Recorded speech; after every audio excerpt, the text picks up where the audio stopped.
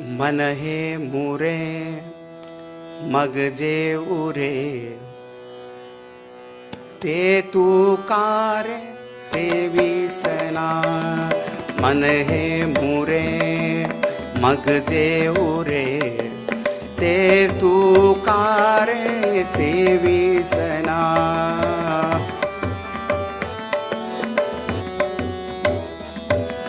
ज्याच्याने कळे तेरे ना कळे, ज्याच्याने कळे तेरे ना कळे, अजून डोळे उघडीसना.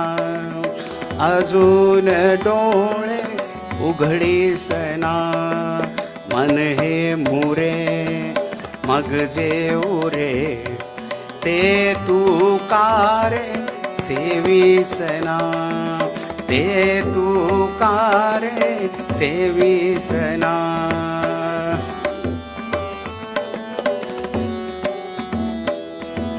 दिसते परी नयेची हाती, दिसते परी नयेची हाती, ते संता ते पुसेची ना. ते संता ते पुसेची ना. मन हे मुरे मग जे उरे ते तू कारे सेविसना. ते तू कारे सेविसना.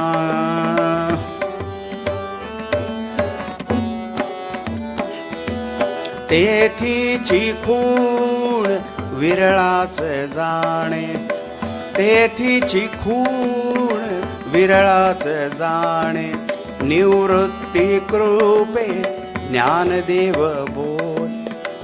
निवृत्ती कृपे ज्ञानदेव बोल. मन हे मुरे मग जे उरे, मन हे मुरे मग जे उरे ते तू कारे सेविसना. ते तू कारे सेविसना. ते तू कारे सेविसना.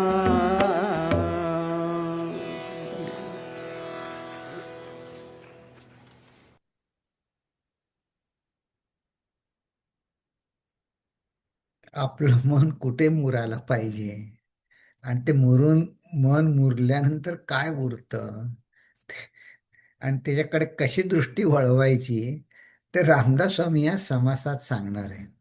मी हे भजन ऐकत होतो, म्हटलं अरे ह्याच्यात तर आजच्या समासाचं सगळं सार आलेलं आहे. आणि या समासाचं हा 10वा समास आहे ना आता, त्याची शेवटची ओळ हीच आहे, ते संता ते पुसेची ना.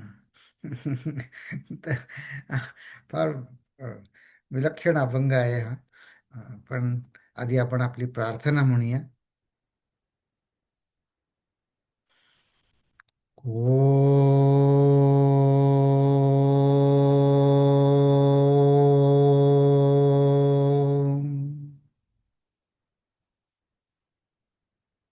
ओम.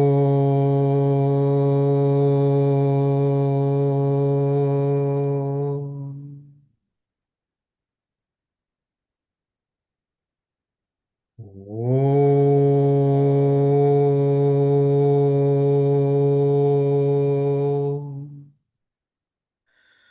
ओम श्री गणेशाय नमः.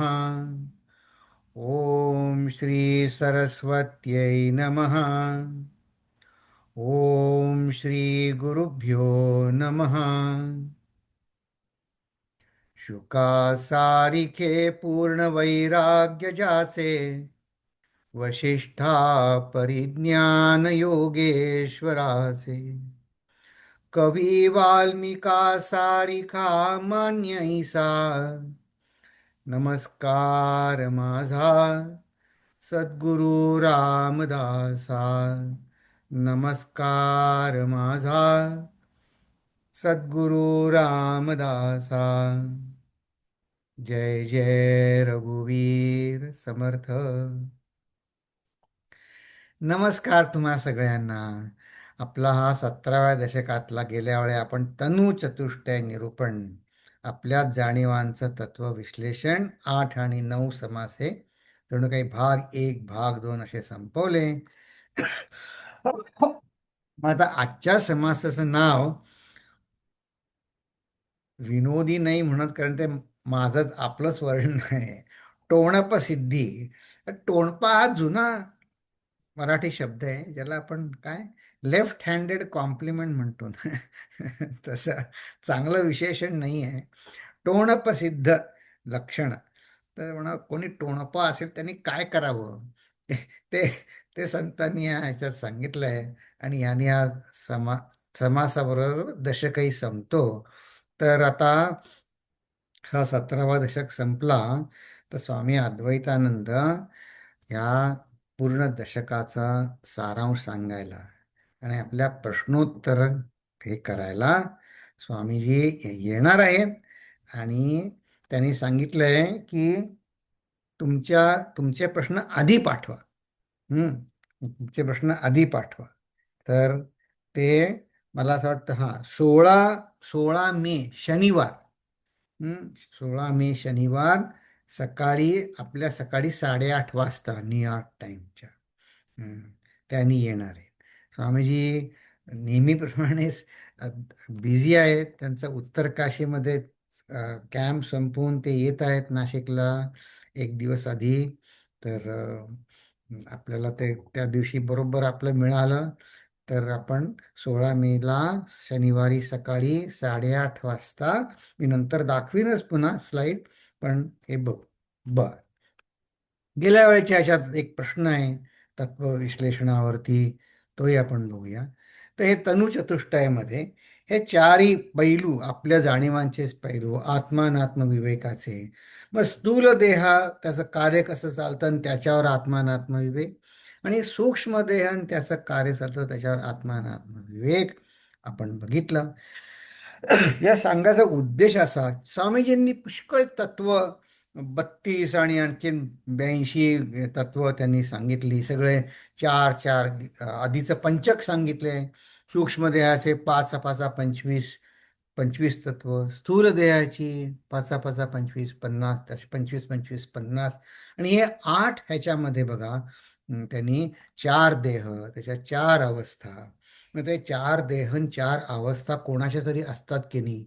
मग ते अभिमान ताबा घेणारे, मग ते अभिमानाचं स्थान, आणि मग अभिमानाचे भोग, प्लेईंग फील्ड, ते ह्याच्यावर विचार करण्यासाठी ओंकाराचं रूपक, आणि या 4 देहांचे गुण, ज्याला आपण सबस्टन्स अँड ॲट्रिब्यूट्स म्हटलं, आणि त्यांना चालवणाऱ्या 4 शक्ती, असे हे 8 चोक 32 तत्व. असे आपण एवढं सगळं विश्लेषण आपण बघितलं. ते म्हणाल, हे काय कसं इतकं, किती कॉम्प्लिकेटेड हो, कशाला इतकं सगळं करायचं. मग त्याच्यासाठी समर्थ, उद्देश असाच की समर्थ आपल्याला दर हे 4 अवस्था, 4 देह, 4 अभिमान, याचं समर्थ म्हणतात की हां, ह्यातलं तू कोण आहेस, ह्यातला तू कोण आहेस, ह्यातला तू कोण आहेस, असं प्रत्येकचं विचारून पहा. आणि मग त्याचा निर्णय असा येईल की ही सगळ्या तत्वांमधला मी कोणी नाहीये.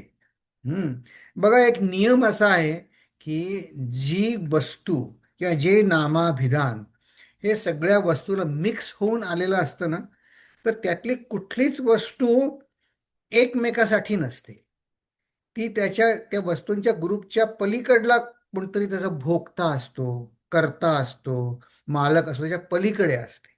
म्हणजे मला आता एक अखंडानंद स्वामीजींचं उदाहरण आठवलं की ते ग्रुप ग्रुप ऑफ थिंग्स, ते म्हणले it is never a thing. अशी कुठली वस्तू नसते. तर समूहाला आपण नाव देतो. तर हे सगळे 4 8 चोक 32 तत्व स्वामीजींनी मोजली. ते म्हणतात हे 32 आणखीन सूक्ष्म देहाची 25, स्थूल देहाची 50, अशी 82 तत्व पुष्कळ. म्हणजे यातलं तू कोणीच नाही आहेस. तर कसं? तर अखंडानंदांनी त्यांची, म्हणजे मी नुकताच स्वामी झालो होतो. अखंडानंद स्वामी लिहितात, आणि त्यांनी एका व्यापाऱ्यांनी, त्यांनी कुठे त्यांचं भाषण होते, त्यांना ते म्हणले माझं घर जवळच आहे, आपण माझ्या घरी जाऊया आता जेवायला. म्हणून स्वामीजी म्हणले मी कोणाकडे जात नसे, मला पण म्हणे ते घेऊन गेले मला. आणि म्हणे जाताना मोटार त्यांची थांबवली आणि म्हणले थांबा, आपण इथे मी माझ्या नातवाला काही कबूल केलंय, काही घेऊन यायचं. म्हणून म्हणे आम्ही एका मिठाईच्या दुकानात गेलो आणि त्यांनी सांगितलं की माझ्या नातवाला मी कबूल केलंय की मी मिठाई घेऊन येईन. मी थांबलो होतो असे बाहेरच. त्यांनी काय घेऊन आला पुडा म्हणे. आणि घरी गेलो. घरी गेल्याबरोबर त्यांचा नातू त्यांना एकदम मला हा म्हणले, आणली का मिठाई? हा म्हणले, आणली. आणि त्यांनी तो पुडका त्या नातवाच्या हातात दिला. तर म्हणे नातवाने ते उघडलं बॉक्स. म्हणलं कुठे आहे याच्यात मिठाई? म्हणलं मिठाई नाही. म्हणजे ते काय आहे?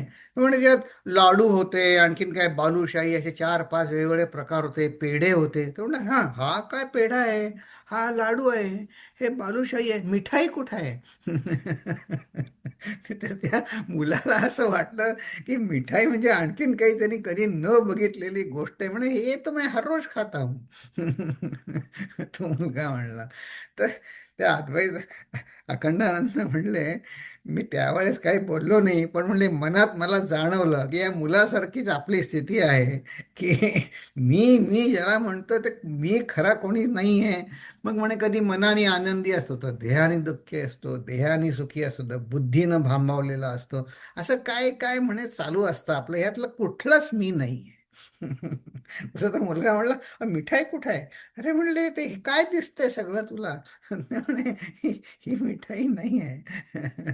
मग त्यात अखंडानंद स्वामीजींनी नंतर खाली तळटीप, त्या आता अखंडानंद स्वामी तर आता नाहीत, मग त्यांनी ज्यांच्या आठवणी प्रसिद्ध केल्या आहेत, एक विष्णू म्हणून आहेत त्यांनी केल्या, त्यांनी त्याच्यावर त्यांच्या कॉमेंट्री घातल्या थोडी. त्यात ते म्हणले की म्हणे हा लाडू अं, चिवड्यासाठी आहे का? पेढा बालुशाहीसाठी आहे का? म्हणे ह्या त्या समूहातली कुठलीच गोष्ट एकमेकासाठी नसते. यातला खरा भोगता त्या पदार्थ त्या ग्रुपच्या बाहेर असतो. तसं माझे मन हे 4 अभिमान, अभिमानाची स्थानं, अभिमानाचे भोग, 4 गुण, त्याच्या 4 शक्ती, हे सगळं वापरणारा ह्याच्या पलीकडे असलेला साक्षी आहे. हे आहे सध्या मी यांना धरून चाललोय. Is a big jump for us to say मी यातलं कोणी नाही. पण अ, एक आमचा ह्या चेन्नई मिशनमध्ये त्या हायस्कूलच्या मुलांना शिकवतो त्यातला एक जण म्हणला बघा, म्हणे धिस गिव्स अस, ही जी फिलॉसॉफी आहे तो एक रेग्युलर आहे. त्याला म्हटलं तुला नाही का म्हटलं एपी परीक्षेचा टेन्शन? काही जण येतात काही नाही येत. नाही म्हणे, this gives me understanding, I quote his words, this gives me understanding that there is so much room behind my mind. I can withdraw there and look at all this tension. म्हटलं असं वारंवार होतं का? नाही म्हणे वारंवार नाही होत, पण म्हणून मी प्रयत्न केला तर मग काही काही वेळी टेन्शन कमी होतं. बघा, तो प्रामाणिकपणे त्यांनी कसं सांगितलं की म्हणे टेन्शन कमी होतं माझं. म्हणजे अगदी त्रासला की म्हणे काही काही वेळी मी आठवतं, हां म्हणे यातलं कुठलंच मी नाही, मी आय शुड स्टेप बॅक. तसं समर्थ आपल्याला सांगतायत स्टेप बॅक. तसं आपण पण गेल्या वेळी थोडंसं स्टेप बॅक होऊन आधीच्या दशकातले काही उतारे आपण पाहिले की विकल्प निरसन स्वामीजींनी, समर्थांनी वेळोवेळी शंका निरसन केलेलं आहे. ते म्हणले जाणून घ्यायची निकड अशासाठी आहे, भोळा भाव सिद्धी जाव. म्हणजे भोळेपणे नुसता नमस्कार केला नाही चालणार का? नाही चालणार म्हणे. का? हा उधाराचा उपाव. हा उधारीचा व्यवहार आहे म्हणे. भोळेपणे हं, रोकडा मोक्षाचा अभिप्राव विवेके जाणावा. मला अनेक वेळा पूज्य गुरुदेव आणि समर्थ यांच्या मनोभूमिकेमध्ये, त्यांचे समजावून सांगण्याच्या पद्धतीमध्ये इतकं साधर्म्य आढळतं. तर ते म्हणलं हा उधारीचा व्यापार आहे. तर मला पूज्य गुरुदेवांची, चिन्मयानंदांची एक आठवण त्यात आली बघा. त्यांना कोण साधक जेव्हा त्यांना येत असं म्हणतात, नमस्कार करून म्हणे स्वामीजी आशीर्वाद द्या. मग आता बरेच वेळा द्यायचे सुद्धा, हात ठेवायचे, पण बरेच काय त्यांना आता दिसायचं कोण पात्र आलंय तर कधी म्हणायचे थांबायचे. म्हणे का? कोणी म्हणायचे मला समजावून सांग आशीर्वाद म्हणजे काय. आता आता आपल्या आपल्याला भावत आहे तेच विचार स्वामी एवढे विचारत आहे, आपल्याला उलट विचारत आशीर्वाद म्हणजे काय. कोणी म्हणायचे Swamiji you know, just bless me. कधी मग पुन्हा म्हणायचे म्हणजे काय होईल म्हणे, ब्लेस केल्याने काय होईल. हम्म. मग कोणी त्यांची विशेष ओळखीचे असायचे ते त्यांचाच हात पकडायचे म्हणजे स्वामीजी यू नो, मग ते हात पकडून ते स्वतःच्याच डोक्यावर ठेवायचे. पण कधी स्वामीजी म्हणजे काय, तर म्हणे एकाने सांगितलं नाही, ब्लेस म्हणजे म्हणे तुम्ही असा हात माझ्या डोक्यावर ठेवा. हम्म. आशीर्वाद द्या. मग ते गुरुदेव फार मिश्किल होते आणि आपल्याला विचार करायला ते त्या प्रवृत्त करत असत. ते म्हणे असा हात ठेवल्याने काय होईल? मी ठेवतो काय होईल? ते म्हणे नाही म्हणे, माझी सगळी पापं जातील, असं का कोणी वेगळे उत्तर देत. तर गुरुदेव म्हणत, हे बघ म्हणे, माझ्यापाशी काही ती सिद्धी नाही. असं हात ठेवून तुझे पाप दूर करण्यासारखी माझ्यापाशी काही सिद्धी नाही. मग कोणी निराश व्हायचे, मग ते लगेच म्हणायचे, पण म्हणे मी तुला वचन देतो, आय प्रॉमिस यू, ज्या दिवशी माझ्या हातामध्ये ती सिद्धी येईल त्यावेळी म्हणे you would be the second person I will put my hand. मग ते म्हणे सेकंड पर्सन म्हणजे पहिला कोण? म्हणे पहिला तो हात म्हणे मी पहिल्यांदा माझाच माझ्या डोक्यावर ठेवी.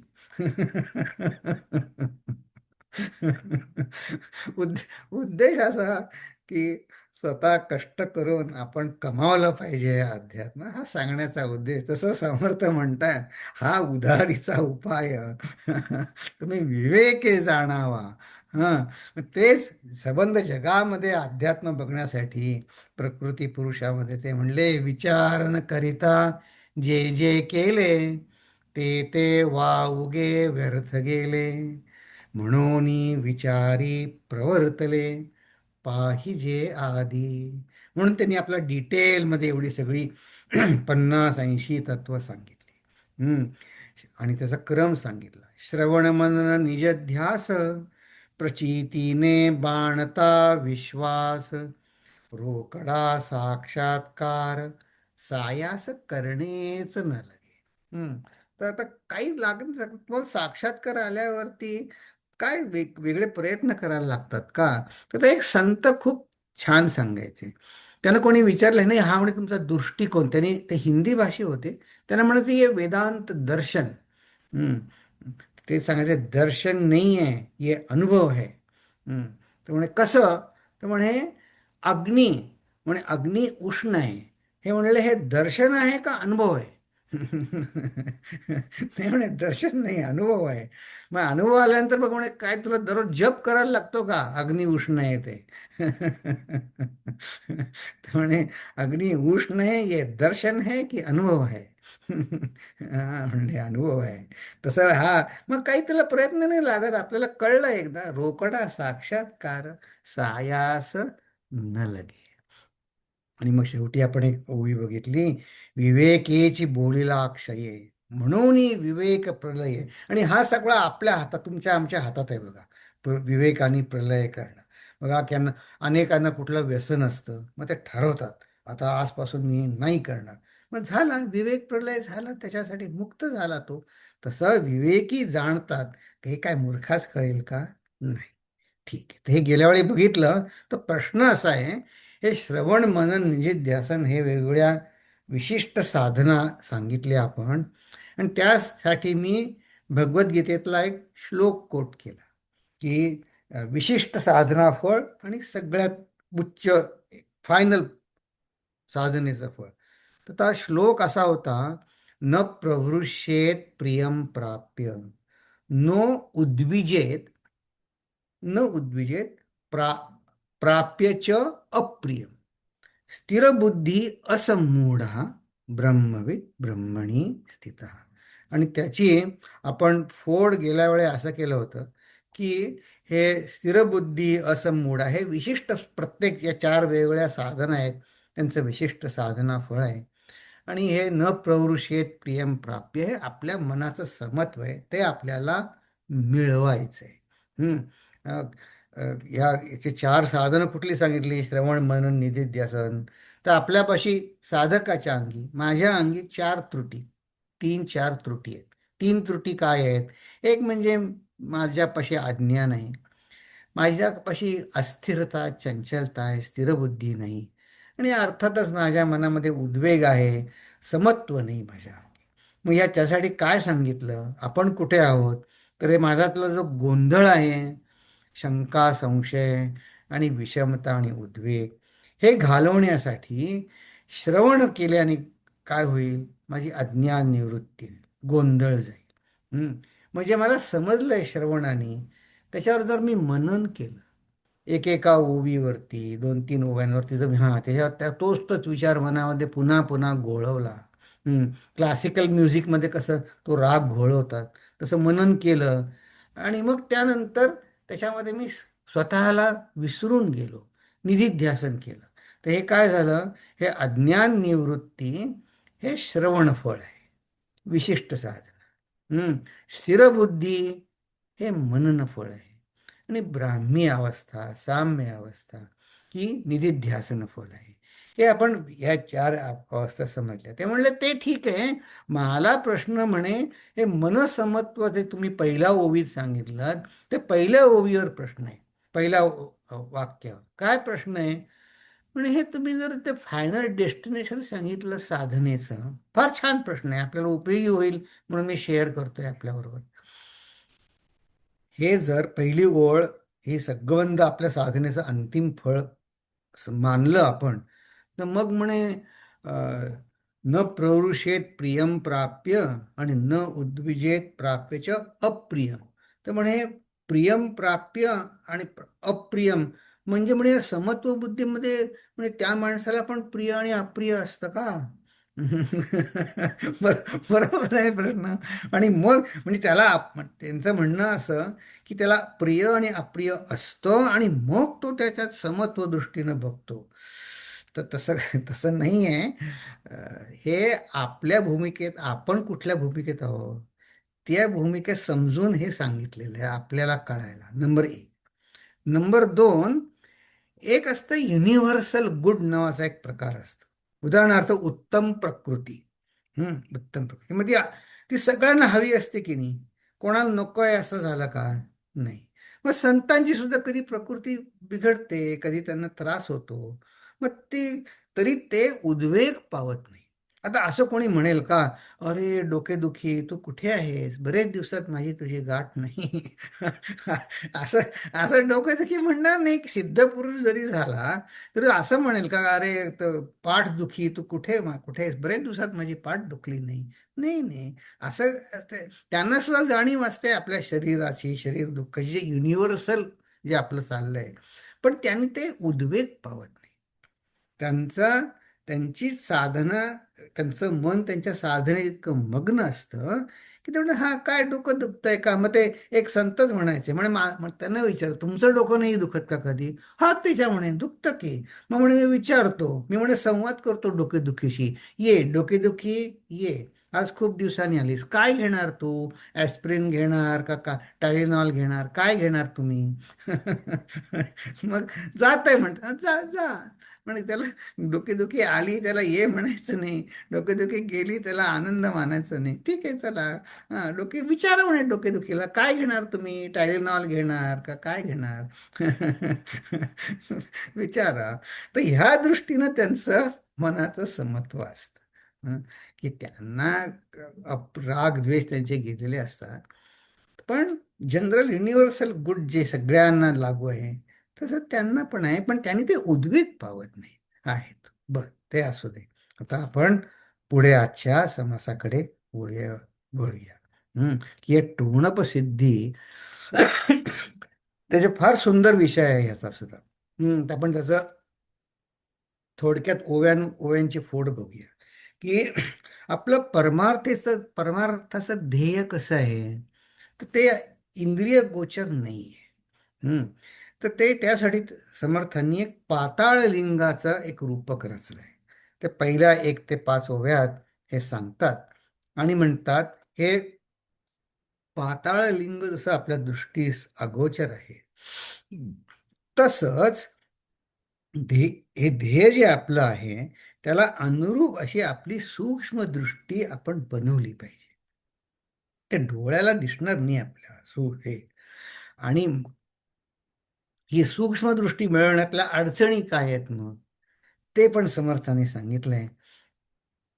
आणि त्याची दुसरी बाजू पण सांगितलं की ही सूक्ष्म दृष्टीनं कोणी नाही बघितलं तर स्थूल नजरेने ईश्वर सृष्टीकडे, ईश्वराकडे पाहण्याने काय हानी होते ते पण समजावून सांगितलं. आणि अगदी शेवटच्या एक ओळीमध्ये परमार्थ निरूपणाचे सार, या समासाचंच नव्हे तर या दशकाचं सुद्धा सार सांगून हा समास इथे संपतो. तर आता आपण बघूया. श्रीराम आवरणोदकी हटकेश्वर, त्यास घडे नमस्कार, महिमा अत्यंतची थोरतया पाताळ लिंगाचा. कारण पुराणांमध्ये असं पाताळ लिंग आहे पृथ्वीच्या भूगर्भामध्ये, जणू काही. किंवा कधी म्हटलंय 7 समुद्र ओलांडून एक पाताळ लिंग आहे, अशी कल्पना आहे. ते अत्यंत पवित्र शंकराचं स्थानचं वर्णन आहे. तर म्हणे हा भगवंत हा तसा आहे, त्यास मी नमस्कार करतो. आणि मग म्हणले, परंतु तेथे जाववेन, शरीरे दर्शन घडेन, विवेके आणावे अनुमानातया ईश्वरासी. मनाने विवेक करून ते ते पाताळ लिंगाचं त्यांनी हे केलेलं आहे. कुठे आहे ते आणखीन त्याच्यामध्ये, त्याच्यात ते जसं एखादा चित्रकार रंगामध्ये डिटेल्स भरतो, तसं ते म्हणतायत. या पाताळ लिंगाचंच वर्णन पुढे करतायत. म्हणतायत, साता समुद्रांचे वेढे, उदंड भूमी पैलीकडे, शेवटी तुटलेकडे भूमंडळाचे. म्हणजे हे इतक्या अगम्य जागी आहे, जिथे शरीराने जाता येत नाही, पाय जात नाहीत. तिथे ते, ही कल्पना आपल्या मनामध्ये ठसण्यासाठी ते म्हणले 7 समुद्र ओलांडून जायला लागतं. ही सगळी जमीन संपल्यानंतर ते सगळे कड्यांच्या पलीकडे असं आहे, असं तिथे आहे. 7 समुद्र ओलांडावे, तेथे जाणे कैसे फावे, म्हणून विवेकी असावे साधू जन. उद्देश असा सांगण्याचा की आपल्या ज्ञानेंद्रिया कर्मेंद्रियांच्या पलीकडे आहे, त्यांना त्यांना साध्य होईल. काही मी इतकं करून बघा, जे अध्यात्म ग्रंथ आहेत त्यात कुठे असं म्हटलं नाही की तुम्ही इतक्या प्रदक्षिणा करा म्हणजे असं होईल, असं काही सांगितलेलं नाही. जे आपणास नव्हे ठावे, ते जाणतयास पुसावे, मनोवेगे तने फिरावे, हे तो घडेना. म्हणजे तिथे जिथे जिथे मन जाईल तिथे तिथे शरीराने जाता येत नाही. जे आपणास माहीत नाही ते विचारावं, विवेके जाणावे अनुमाना तया ईश्वरासी. जे आपल्यास माहीत नाही ते जाणत्यास पुसावं. ही दृष्टी येण्यासाठी म्हणले, ही सूक्ष्म दृष्टी. काय दृष्टी? की विवेकाने अंदाज घ्यायचा, की विवेकाने अनुमानाने त्या ईश्वरास जाणावं. आणि जे आपल्याला माहीत नाही ते दुसऱ्यांना विचारावं. यासाठी या ध्येयाला अनुरूप अशी सूक्ष्म दृष्टी आहे. बघा, तर भगवंताची अध्यात्म दृष्टीचे जे रूपक आहे ते खूपच अत्यंत उच्च आहे. पण आपल्या नेहमीच्या उदाहरणात सुद्धा जे ज्ञानी असतात की नाही एखाद्या विषयातले, त्यांना जी दृष्टी असते बघा, ते तुम्हा आम्हाला दिसत नाही, ते त्यांना दिसतं. आता आयुर्वेदामध्ये एक आप्पासाहेब साठ्यांचं एक पुस्तक आहे खूप जुनं, तुम्हाला कदाचित त्यांचं नाव ऐकून माहिती असेल. हे आयुर्वेदाचार्य होते. त्यांचं चरित्र एकाने लिहिलं आहे. त्या आप्पासाहेब साठ्यांचं. त्या चरित्रामध्ये एक आठवण त्यातली मला झाली, की ते अत्यंत सिद्ध त्यांचं हातात गुण होता त्यांना खूप. तर त्यांचं ते आठवणी लिहित होते त्यांच्या तर ते डिक्टेट करत होते आप्पासाहेब साठे. तर ते तेवढ्यात एक जण कोणतरी त्यांना निरोप घेऊन आला, साठ्यांना, या वैद्यानं. मग त्यांनी काय त्यांना निरोप सांगायचा होता, गेला, त्यांनी काय केलं, त्यांना दिलं. आणि तो जो निरोप घेऊन आला होता त्याला शेवटी हे म्हणे, आप्पासाहेब आयुर्वेदाचार्य ते फार विलक्षण प्रसिद्धीचे आणि त्यांची महती होती खूप. ते वैद्य त्या निरोप घेऊन जो आला होता ना मनुष्य, त्याला म्हणले, काय रे म्हणे. तर गेला पुढे 2 पावलं परत आला. म्हणजे पुन्हा त्याला परत बोलावला, म्हणले, इकडे ये म्हणे. म्हणजे तुला एक सांगितलं, तू ऐकशील का माझं? तर आता ते महान होते, संतच होते. म्हणले हो ऐकेन. म्हणे मी एक काढा देतो, तो तू घेशील का 3 महिने? घेईन म्हणला. मग म्हणे ये संध्याकाळी. आणि तो गेला. ते त्याचं चरित्र लिहिणारे होते, त्यांनी त्यांना विचारलं. कारण का तो गेल्यावर ते आप्पासाहेब बसताना काय म्हणले, जीवावरच्या दुखण्यातनं वाचला. तर त्यांना आप्पासाहेबांना विचारलं, म्हणजे तो तर तुम्हाला काहीच म्हणला नाही, तर नुसतं तुम्हाला निरोप सांगायला आला होता आणि तुम्ही त्यांना हे काय विचारलं, की काढा देतो तो घेशील का, आणि तुम्ही कुठल्या रोगातनं वाचला? ते म्हणले, अरे तो उन्हातून आला होता, त्याच्या चेहऱ्यावर घाम डबडबलेला होता.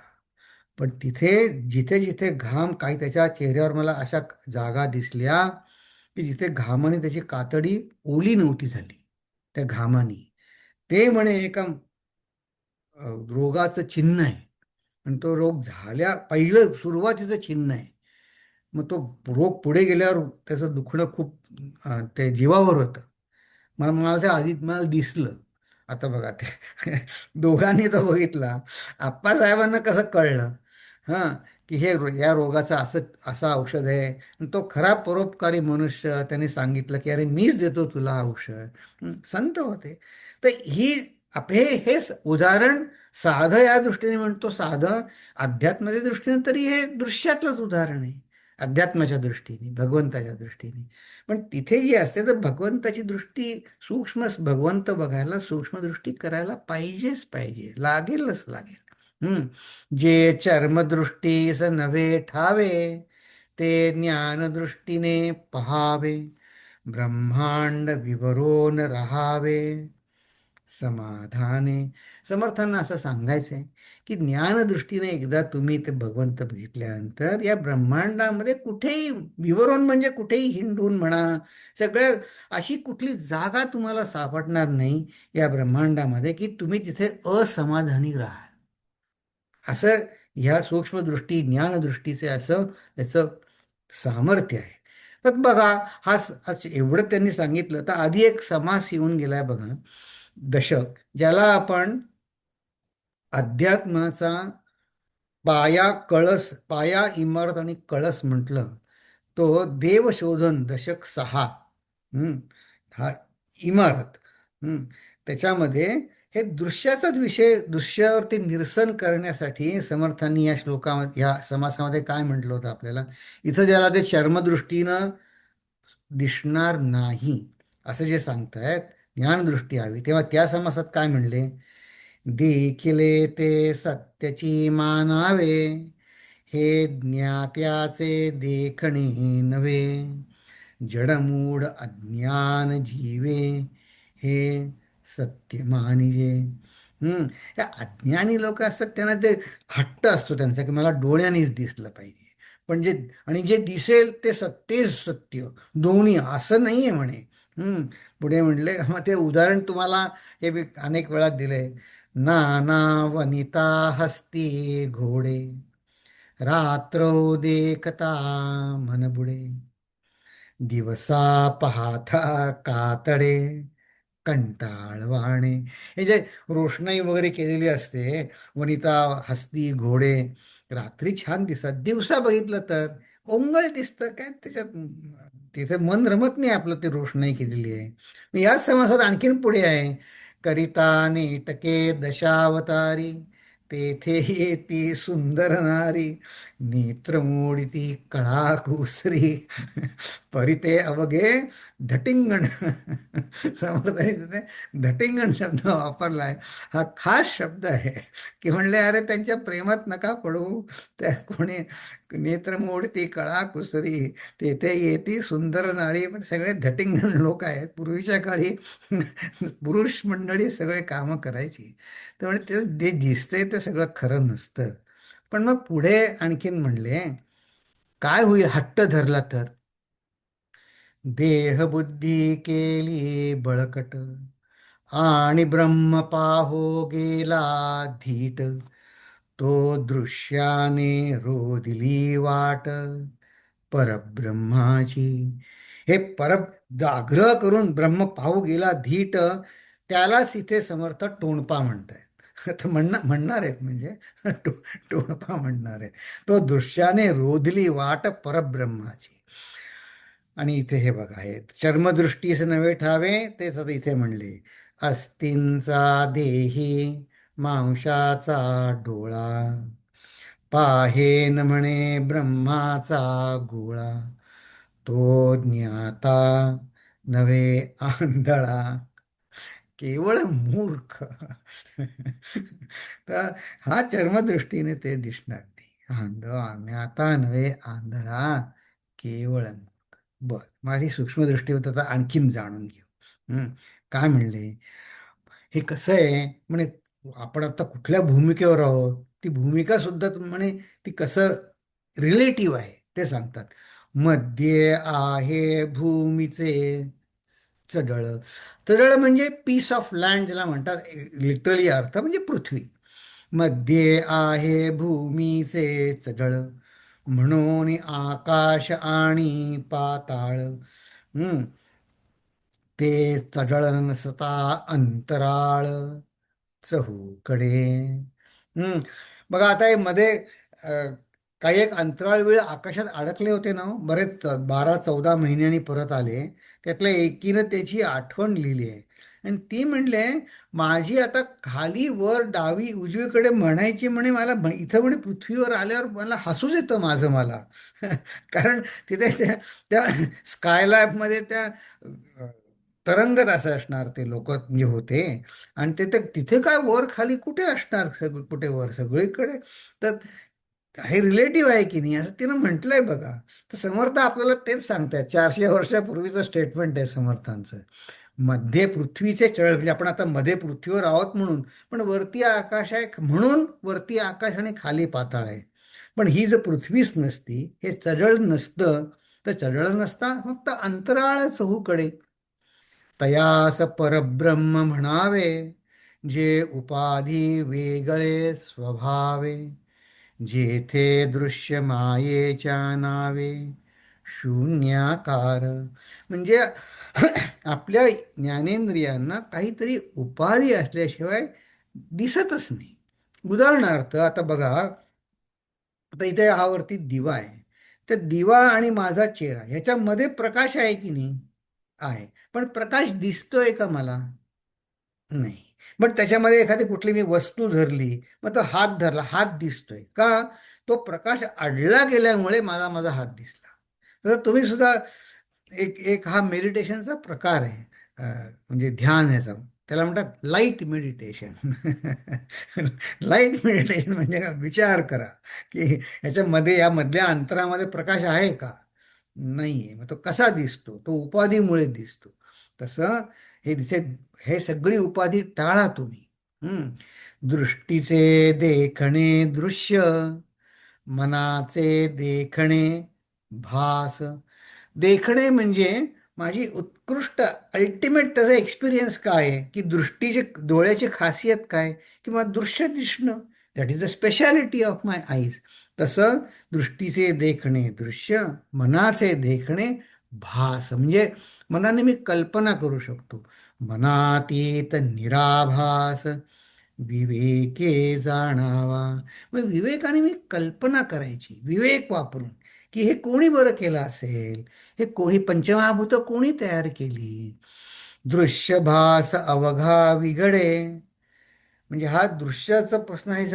पूर्ण माझी मनाची खात्री पडली की मग ते विवेक तेथे पवाडे. भूमंडळी ज्ञाते थोडे सूक्ष्म दृष्टीचे. हा, की ज्यांना ही सूक्ष्म दृष्टी आहे असे फारच थोडे आहेत. कारण आपल्या सगळ्यांवर या दृश्य भासाचा, मनाच्या भासाचा केवढा परिणाम आहे आपल्याला. त्याच्यातच आपण आपलं सुख-दुःख, मान अपमान सगळं आपण त्यात लादून घेतलेलं आहे. पण म्हणले ह्याच्यावरची आपली पकड सुटल्याशिवाय आपला विवेक अध्यात्माकडे चालणार नाही. मग म्हणले, वाचांश वाचेने बोलावा, न बोलता लक्षांश जाणावा, निर्गुण अनुभवास आणावा, गुणाचेन योगे. एक असतं बघा, एक असतं शब्द, मग त्या शब्दाला अर्थ असतो आणि त्या अर्थाने तो अर्थाचा व्यवहार ह्या वैखरी भाषेमध्ये म्हणजे तोंडाने बोलतो. पण त्याचा जो इंडिकेटेड असतो अर्थ, आणखीन मी काय केलं पाहिजे, खरा अर्थ काय समजावून घ्यायचा, किंवा ज्याला आपण व्हॅल्यू म्हणतो किंवा शब्दांच्या पलीकडे म्हणतो, ते फक्त न बोलता लक्षावर जाण्याचं असतं. आमचे ट्रेनिंग सेंटरमध्ये आमचे आचार्य उदाहरण देत असत. म्हणजे तुम्ही कोणी तुम्हाला म्हटलं की काय रे, तू काय केलंस, कोणी म्हणेल तर मी म्हणे आंबे खाल्ले, किंवा कोणी म्हणेल मी आंबे लावले. मग म्हणे आंबे खाल्ले म्हणजे काय केलंस तू, ते आंब्याचा गर खाल्लास आणि कोय टाकून दिलीस. किंवा कोणी बागेमध्ये आंबे लावले म्हणजे काय केलं, त्यांनी गर लावला का, नाही, त्यांनी आंब्याची कोय लावली. मग दोन्ही ठिकाणी त्या आंब्याला महत्व आहे, पण की खायचं असेल तर गर पाहिजे. आंबे झाड लावायचं असेल तर ती कोय लावायची. हा म्हणे वाच्यांशाने आणि लक्षांशाचं त्याचं काय समजून घ्यायचं. म्हणजे तुम्ही कुठे प्रवासाला जाता, म्हणजे तिथे पाटी लिहिलेली असते, अमुक तमुक गाव आलं हीच. मग म्हणे ती पाटी म्हणजे काही गाव नव्हे. हा म्हणजे ह्या दिशेनं गेल्यावर आहे, तर ह्या दृष्टीनं तो समजून घ्यायचा अर्थ. हम्म नाना गुणास आहे नाश. तर हे जे मी फक्त ज्ञानेंद्रिय माझी गुणांच्या परिसरात काम करतायत, ते ठीक आहे, उपयोगी आहेत, त्यांना नाकारत नाही आहे आपण. ज्ञानाने आपल्या डोळ्यांना दिसणारे वस्तू आपल्याला नष्ट करायच्या नाही आहेत, त्या होत पण नाहीत. उदाहरणार्थ आकाशाचा रंग समजा निळा आहे, मग आकाश कोणी खरं तिचं निळं कोणी रंग नाही आहे बरं का, पण तो आपल्या दृष्टीला भास होतो, हे फक्त समजायचं आहे आपल्याला. कोणाला ज्ञान झालं तर ते फिजिसिस्ट असतात, सायंटिस्ट असतात, त्यांना पण आकाश निळंच दिसतं. आपल्यालाही निळं दिसतं. पण आपल्याला असं वाटतं, लहान मुलं असं त्यांना वाटतं निळं आकाश, कोणतरी निळं काही आहे वरती. निळं काही नाही आहे, तर दृष्टीचा भास आहे. तसा हा फक्त भास आहे हा समजून, त्याप्रमाणे आपल्याला तेवढंच महत्त्व द्यायला समर्थ सांगतात. नाना गुणास आहे नाश, निर्गुणते अविनाश, ढोबळ्याहून विशेष सूक्ष्म देखणे. म्हणजे ते म्हणतात ह्या स्थूल वस्तूंपेक्षा सूक्ष्म वस्तूमध्ये अधिक काहीतरी महत्वाचं आहे. काय महत्वाचं आहे ते बघा, मनातीत निराभास, सूक्ष्म दृष्टी. हे सगळं सांगताना समर्थ काय सांगतात, की तुम्ही ह्याच्या पलीकडे जा. जे दृश्य आहे ते दृश्य ओळखाच आहे. व्यवहार जो आहे तो दृश्यातनच करायचा आहे. फक्त ते अल्टिमेट ट्रूथ नाही, हे लक्षात घ्यायचं. त्याला ते म्हणतात सूक्ष्मदृष्टीचे. ध्येयाला अनुरूप अशी सूक्ष्मदृष्टी आपल्याला बनवायची. तर आता बघूया की सूक्ष्मदृष्टी मिळवण्यातल्या अडचणी काय आहेत. आता नवीन विषय सुरू होत आहे, सूक्ष्मदृष्टी मिळवण्यातल्या अडचणी. आपण असं करू, मला एक दुसरी मीटिंग आहे आता, तर पण आपला वेळही 10च मिनिटं उरली आहेत, तर आपण ते पुढच्या वेळी बघू. पण ही सूक्ष्मदृष्टी म्हणजे जे आपल्याला दिसत आहे ते नाकारायचं नाही आहे, त्याला फक्त व्यवहारापुरतं महत्त्व द्यायचं आहे, हे समर्थ सांगतायत. आणि हा विषय, ही दृष्टी येणं कठीण आहे, अडचणी आहेत, पण त्या ओलांडून आपल्याला दूर जायचं आहे. हा विषय इथे आपण संपू. हे कसं आहे माहिती आहे का, आपला काय होतं अडचण, आपली सगळी जोर असतो ना, तो आपण आपल्या ह्या व्यवहारात मागताना आपल्या इमेजवर देतो आपण, की मला लोक काय म्हणतील, इमेज इमेज. पण ते खरं काय माहिती आहे का, खरं आपल्याला आपल्या उपयोगाला काय येतं, तर आपला कॅरेक्टर, मी माझ्या मनातला स्वभाव जो आहे ना, तो मी सोडू शकत नाही. तर हे इमेज आणि कॅरेक्टर ह्याच्यामध्ये जे अंतर आहे ना, त्याचा आपल्याला त्रास होतो. बघा, तुम्ही विचार करा. आणि हेच ते समर्थ हे सांगतायत की तुम्ही तुमच्या स्वभावामध्ये स्थित व्हा. तुमचा स्वभाव हा अत्यंत आनंदी सच्चिदानंद आहे. याची पहिली स्टेप म्हणजे आपल्या गरजा व्यवहारादृष्टीनं कमीत कमी करा, किंवा त्यांना महत्त्व तरी देऊ नका.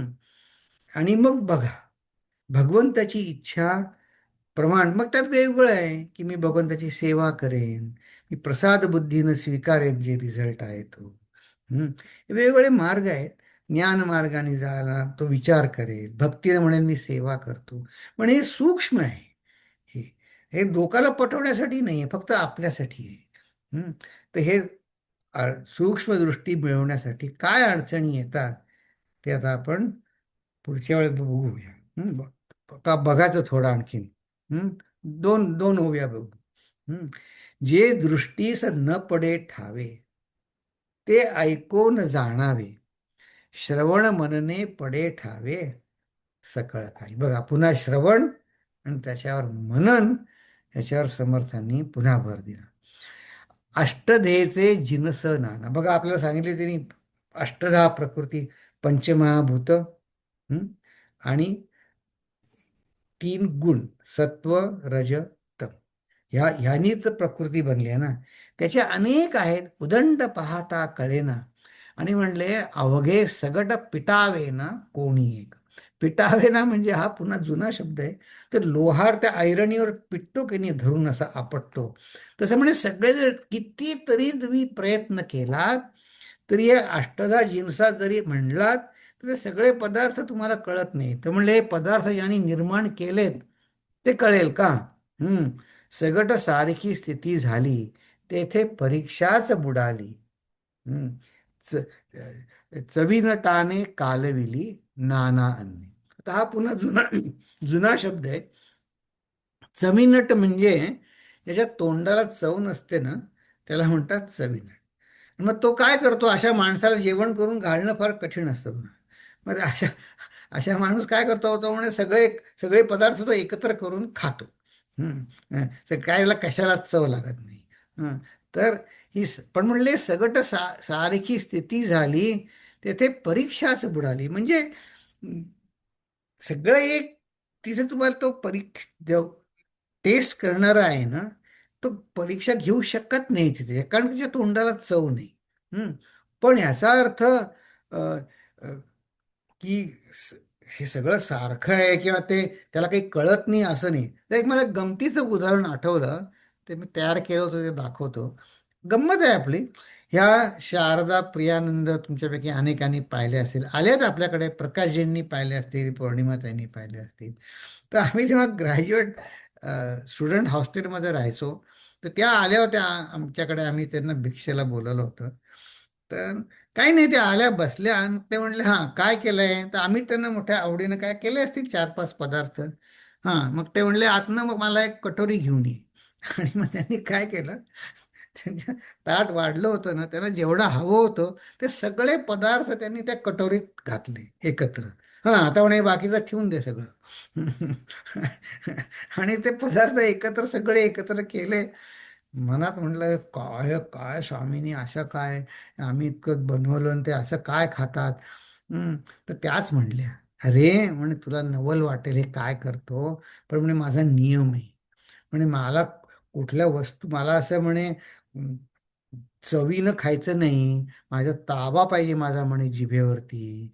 मी आता इथे म्हणे अमेरिकेत आले आहे ना, तर म्हणे इथे आजारी वगैरे पडता नाही कामा, म्हणून म्हणे सगळे कुठल्याही गोष्टीची चव लागत नाही. ते मी बघा, त्या इतक्या ज्ञानी, त्यांनी साधना म्हणून ते केलं. आणि मी काय समजलो, माझी स्थूल दृष्टी, मला कुठे कळायला. म्हणजे हे काय असं आम्ही एवढं बनवलं असं नाही. तर समर्थ सांगतात पुढे, टोण पहा नवे गुणग्राहिक, मूर्खास कळे ना विवेक. विवेक आणि अविवेक एकची म्हणती. तो जो ज्ञानी मनुष्य आहे ना, त्याचं वागणं वरकड. हे मी उदाहरण अशासाठी सांगितलं, हे मी प्रत्यक्ष बघितलं आहे की त्यांनी ते सगळे पदार्थ कालवले एकत्र. धावत जाऊन म्हणलं नाही नाही, आम्ही हे स्वीट डिश पण बनवली. हाय म्हणे, घाल घाल, ती पण घाल ह्याच्यामध्ये, सगळं त्यांनी कालवलं. बघा, ते म्हणले गेलं हो म्हणे, गेले अनेक वर्ष मी म्हणे अशीच जेवते. मला ते फक्त म्हणे म्हणे मग त्यांना मी विचारलं, म्हटलं ह्याने काय होतं. ते म्हणले फक्त आपल्या शरीराला जेवढी ऊर्जा लागते तेवढंच खाणं होतं, बाकी हे फारच पुढचं अवस्था आहे ही. पण पण समर्थ म्हणतायत की मूर्खास कळेना विवेक. हम्म. तर ते बघा आता तुम्हाला काय आहे ते. तर आता या उरलेल्या ओव्या आहेत त्या आपण पुढच्या वेळी बघू. तर आपल्याला आपली अडचण, आपल्या शंका निरसन करायला 16 मेला स्वामीजी येत आहेत. तुम्ही तुमचे प्रश्न जरूर पाठवा. अ, आणि आता मी इथे थांबतो आणि आपण पुढच्या आठवड्यात भेटू. तुम्हाला काही प्रश्न कोणाचे असतील तर आपल्यापाशी आहेत 2 मिनिटं अजून. ओम पूर्णमद पूर्णमिदं पूर्णात् पूर्णमुदच्यते पूर्णस्य पूर्णमादाय पूर्णमेवावशिष्यते. ओम शांती शांती शांती. हरि ओम श्री गुरुभ्यो नमः. हरि ओम.